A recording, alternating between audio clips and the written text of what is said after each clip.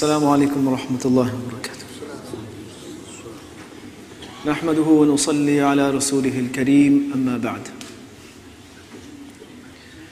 The Quran is filled with details and descriptions of believers, the different levels of believers, and the various attributes and qualities that show in believers. And the Quran also talks about disbelievers, those who do not believe. What do they act like? What are some of their attributes? What are some of their issues? The different kinds of disbelievers, the different levels of disbelief, and the outcomes. Then there is a group that lies somewhere in between belief and disbelief. And these people have been called the munafiqeen. Now the Quran goes into a significant amount of detail about this group. In Surah Al-Baqarah, in the opening, a large passage was dedicated to them, and throughout the various surahs. Surah Nisa, that we just recited and will complete tomorrow, inshallah, has a lengthy discussion about these people. Now the interesting thing is that even though nifaq is something to do with the heart, it's a condition of the heart. And there are two types of nifaq. One is the nifaq of i'tiqad, the nifaq of belief, where a person shows that they believe when in fact they don't. Their heart has never accepted that message, but they're playing along, they're acting. This is also called the nifaq of kufr.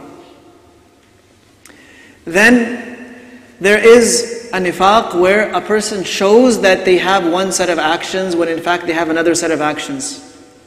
This is called the nifaq of amal.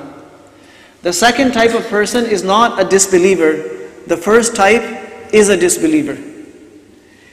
And we, by the grace of Allah subhanahu wa ta'ala, are all believers. Alhamdulillah. And may Allah subhanahu wa ta'ala save us from both types of nifaq. But the fact that we are fasting when nobody knows whether we're fasting or not, the fact that we are coming and praying, these are all signs of our iman, and we should thank Allah Azza wa Jal and ask Him for steadfastness in this. What we do have to worry about is the nifaq of amal, where we are presenting one type of actions when in fact we have another type of actions that are taking place inside and in our own lives. The Prophet ﷺ helps us find out where we are in our iman. And by the way, the Sahaba radiallahu anhum, who were the standard of iman, they were the bar by which iman is measured. They also had a great deal of fear of being a munafiq. A great deal of fear. Imam Bukhari rahimahullah quotes from a tabi'i by the name of Ibn Abi Mulaika rahimahullah. He says, I met 30 sahaba. لَقِيتُ ثَلَاثِينَ مِنْ أَصْحَابِ النَّبِيِّ صَلَّى اللَّهُ عَلَيْهِ وَسَلَّمَ. I met 30 sahaba in my life. Every one of them was afraid of being a munafiq. Every one of them. The story of Hamdallah radiallahu anhu is famous, where he comes to the Prophet ﷺ. He felt a little bit of a fluctuation in his iman. That when he was with Nabi sallallahu alaihi wasallam, he had a high level. When he went back home, he found that that level was not maintained. Right away he was afraid that maybe I'm a munafiq. So he came worried to the Prophet sallallahu alaihi wasallam, and Abu Bakr radiallahu anhu is seeing him in this very gloomy and sad state. He asks him, what's wrong? He says, I think I've become a munafiq. He says, no, that's not possible. How can you be a munafiq? He says, look, this is my condition. Abu Bakr radiallahu anhu said, well, that's something of concern because I feel the same thing. I feel this fluctuation as well. We better go find out. So they went and presented their ahwal in front of the Prophet sallallahu alaihi wasallam. In fact,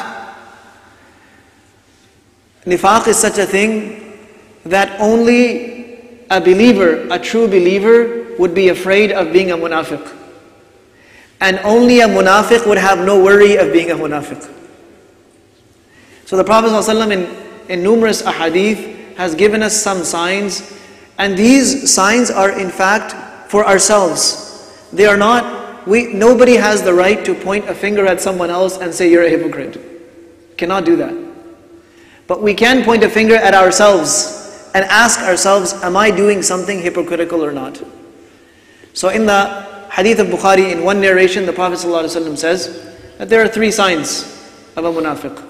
One is when he speaks, he lies. So this is something for us to see how close to the truth are my words. How precise, how accurate am I? When I say something, am I truly representing the truth, or am I representing something else? Am I mixing up the facts?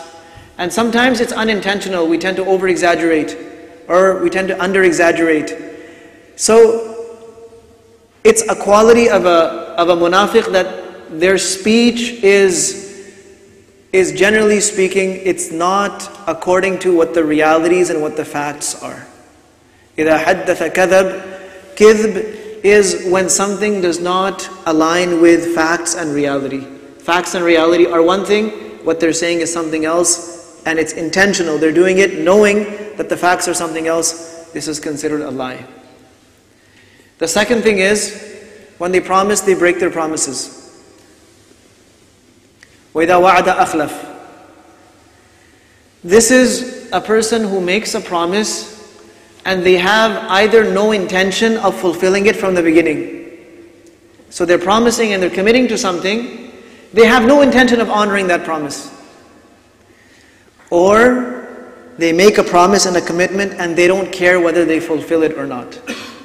And because of that, generally speaking, they break their promises. So this is a serious thing, that a person is making commitments, making promises, whether it's a commitment to do something, to be somewhere, to say something, whatever that commitment is, if it's a promise, and if it's allowed in deen. If it's allowed in deen, then we must fulfill those promises. Okay?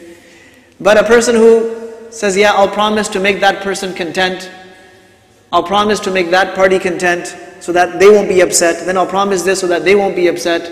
This is nifaq doing its work. Yes, if a person has made a promise and they intend to fulfill it, but such an event or such a condition arises that prevents them, they are actually not able to, then they don't come under this category. Even then, they have to try to somehow find a way to fulfill their commitment and their pledge, but they will not fall under this category. And that warning for not fulfilling promises does not apply to a person who was in fact sincere, they did in fact try, but they were unable to. And the person on the other side, the person that they have promised to, should understand that. The third thing is, وَإِذَا اؤْتُمِنَ خَانَ. When they are entrusted with something, they breach that trust. Now there are different kinds of trust. One is something of a monetary value. Somebody leaves something precious for safekeeping. That, look, I'm going on a journey and I'm leaving these valuables behind with you. Please look after them. This is one example of a trust. So what would the person do? They would not care. They would treat it carelessly, or they would use it themselves, do whatever they want with it, and then later say, I don't know what you're talking about. What trust? That is an extreme case. But then there are other types of trusts as well, like trusting someone with a secret. Now if that secret is something that doesn't involve a plot to hurt someone, then it must be kept as a secret. Yes, if somebody is sharing a secret that, look, don't tell anyone, but I'm planning on killing so-and-so, well, this is not a secret that you will be allowed to keep. In fact, it's necessary for you to take action on that. Just as an example. But if it is a secret that does not involve a plot or a plan to hurt someone, it does not involve something that has serious implications to someone, that someone's life is in danger, someone's wealth is in danger, someone's honor is in danger. If it doesn't have anything like that, it's a personal secret, then a person is obliged to keep that secret. And in fact, the hadith, subhanallah, the hadith tells us, al-majalisu bil-amana. Every gathering is a place of trust. Whatever is shared in that gathering is to be treated as a trust. It is not something that is to be shared, to be passed around. In fact, one hadith goes to the extent of saying that if somebody approaches you and before talking to you, they look around to see if anyone's listening, now this is a trust, this is an amana with you. Even if they don't ask you, please keep this to yourself. If they look around, like they're being careful, is anyone else listening? They want to basically take you into confidence and share it with you privately. Now that thing is an amana. We are not allowed to share that with anyone else. So, these are also trusts. Amanat.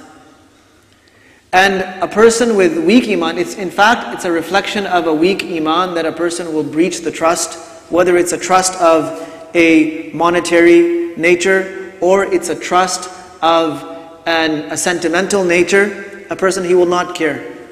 Guess what I heard? Guess what so-and-so told me? Guess what I just found out? And of course this leads to many other things such as spreading rumors and backbiting or slandering and so on and so forth. Another riwayah of this same hadith has one more feature, and that is وَإِذَا خَاصَمَ فَجَرَ. When this person gets into an argument, into a dispute, then they become vulgar in their speech. They become disrespectful in their speech. They don't maintain that respect. So it's easy to be polite under normal circumstances and situations. Person is polite, they're cordial, they're well-mannered. But when someone disagrees with them, or there is some kind of a conflict taking place, that's when a person's akhlaq are actually tested. And that's why the Prophet ﷺ has advised us that when you get angry, when you get upset, then you should be quiet. وَإِذَا غَضِبَ أَحَدُكُمْ فَلْيَسْكُتْ. When you're in a state of rage, try to be quiet. So yes, sometimes conflicts happen. The person might say something offensive. Sometimes someone instigates us to say something. But we should never resort to vulgarity. We should never resort to using bad language or filthy language, to swearing and cursing. We should never stoop down to that level. The talk, the speech of a believer should be a very respectful speech. It should be a speech that reflects a deep respect that they actually have inside. A speech is simply the tongue is the interpreter of the heart. إِنَّ الْكَلَامَ لَفِي الْفُؤَادِ وَإِنَّمَا جُعِلَ اللِّسَانُ عَلَى الْفُؤَادِ دَلِيلًا. Words actually occur in the heart first. The conversation begins in the heart. The tongue simply conveys it. The tongue is just conveying what's inside.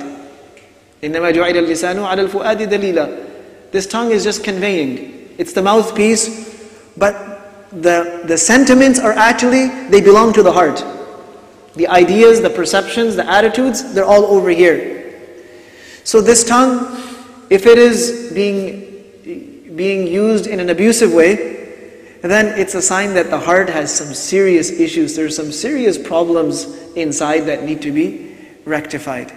Now, these were 3 signs in one hadith, 4 signs in the other hadith. But if you pick up Surah Nisa, it talks about behaviors. And in fact, all of those behaviors are somehow related to what's mentioned in this hadith. So being dishonest, being very much self-centered, not caring about anyone. So on one side, they've committed and pledged to help the believers, but they're always looking for a way out. They're always looking for a way to save themselves. They're always looking out for protection. They always want to be extra secure. They don't want to risk anything for their faith.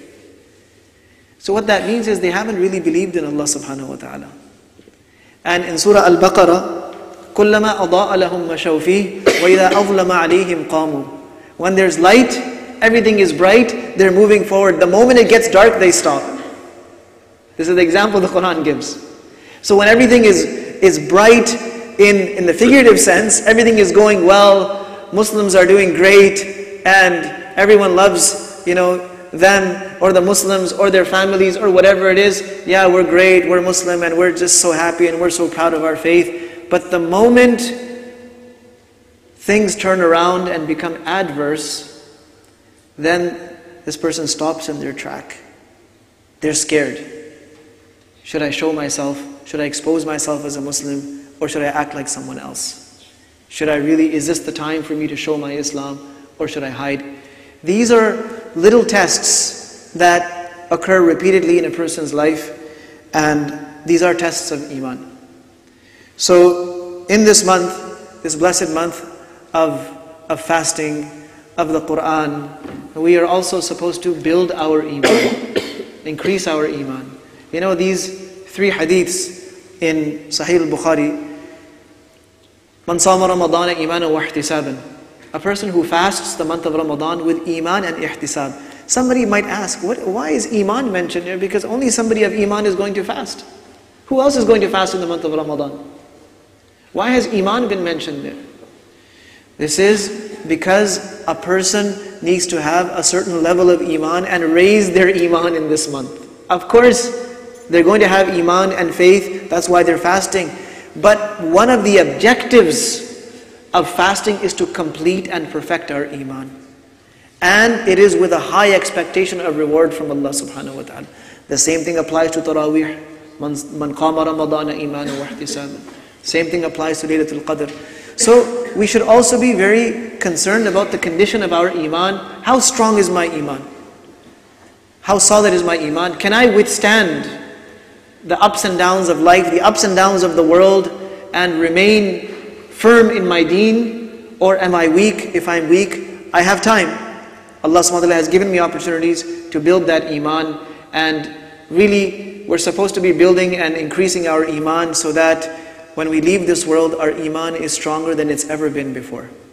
And may Allah Azza wa Jal enable us to use these precious moments for guarding and increasing our iman, our a'mal, our connection with Allah subhanahu wa ta'ala. And may Allah subhanahu wa ta'ala keep us away from all of those things that weaken or damage our iman. Wa sallallahu wa sallam wa baraka ala nabiyyina Muhammad wa ala alihi wa ashabihi ajma'in.